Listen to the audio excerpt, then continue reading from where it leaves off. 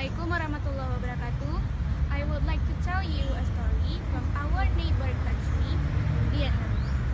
I chose this story because Vietnam has the same culture as Indonesia.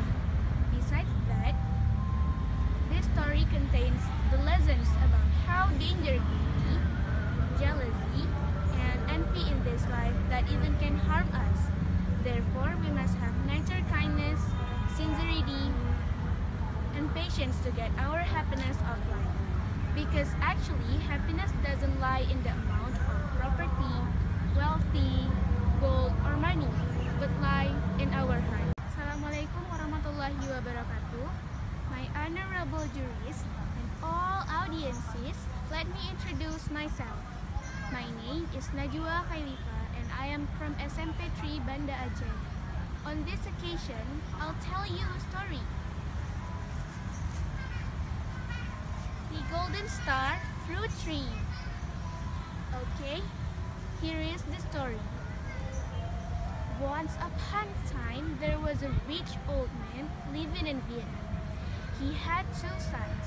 The older brother was very greedy, but the younger brother was very kind. One day, when the old man died, the older brother took almost all the wealth. He gave his younger brother only a small piece of land with the star fruit tree. Unfortunately,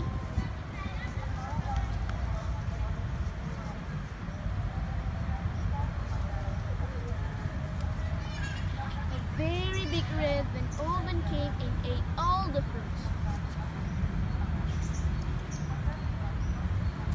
Until one day, the younger brother said to the raven, "Oh, please, don't eat my fruits. If you eat the fruits, I'll have nothing to sell."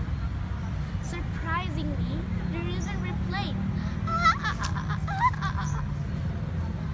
"I eat the fruits too, and I have them, and I'll pay you with gold." Then the younger brother agreed. The raven asked him to bring 1 meter long bag.